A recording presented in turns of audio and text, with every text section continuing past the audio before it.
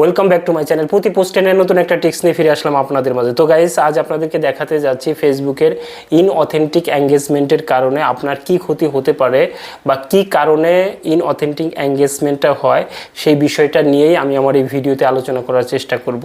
ভিডিওটা টানা হেঁচড়া করবেন না, শেষ অবধি দেখবেন, খুব সুন্দরভাবে বুঝতে পারবেন। আমি আমার এক বোনের অ্যাকাউন্ট পে আউট অ্যাকাউন্টটা হোল্ড হয়ে গেছে। কি কারণে হোল্ড হয়ে গিয়েছে তারই একটা স্ক্রিনশট আমি আপনাদের সাথে শেয়ার করছি, যেখানে খুব সুন্দরভাবে ফেসবুক কিন্তু লিখে দিয়েছে যে দেখেন, our technology detected that your page display behaviour or content that might indicate inauthentic engagement, as a result your pay out account is on hold.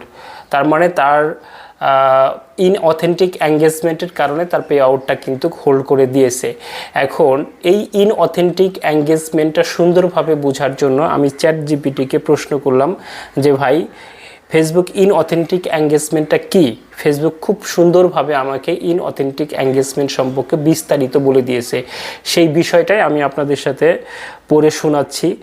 Facebook ইনঅথেন্টিক engagement বলতে বোঝায় ফেসবুকে কৃত্রিম বা ভুয়া উপায়ে লাইক, কমেন্ট, শেয়ার, ফলোয়ার বা অন্যান্য engagement বাড়ানোর চেষ্টা। বিষয়টা বুঝতে পারছেন? আচ্ছা, শুধু যে সে সংজ্ঞা দিয়েছে তা না, উদাহরণ সহকারে বুঝিয়ে দিয়েছে ভুয়া অ্যাকাউন্ট দিয়ে লাইক, কমেন্ট করা, টাকা দিয়ে লাইক, ফলোয়ার বা রিয়াকশন কেনা, এঙ্গেজমেন্ট গ্রুপ ব্যবহার করা, যেমন আমি আপনার পোস্টে লাইক দিব, আপনি আমার পোস্টে লাইক দিন। এরপরেই লেখা আছে দেখেন যে বট অটোমেটিক সফটওয়্যার দিয়ে এঙ্গেজমেন্ট বাড়ানো। বুঝতে পারছেন?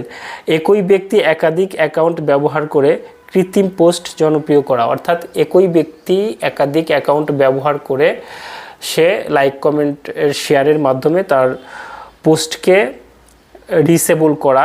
একই ব্যক্তি একাধিক অ্যাকাউন্ট ব্যবহার করে কৃত্রিমভাবে পোস্ট জনপ্রিয় করা। এরপরে ফেসবুক কেন এটিকে সমস্যা মনে করে? ফেসবুক চায় ব্যবহারকারীরা প্রকৃত আগ্রহ থেকে পোস্টের সাথে ইন্টারাকশন করুক।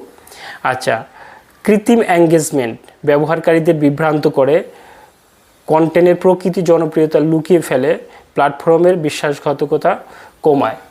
বিষয়টা বুঝতে পারছেন যে ইনঅথেন্টিক এঙ্গেজমেন্টের কারণে ব্যবহারকারীদের বিভ্রান্ত করে বা কন্টেন্টের প্রকৃত জনপ্রিয়তা লুকিয়ে ফেলে, প্ল্যাটফর্মের বিশ্বাসযোগ্যতা কমায়।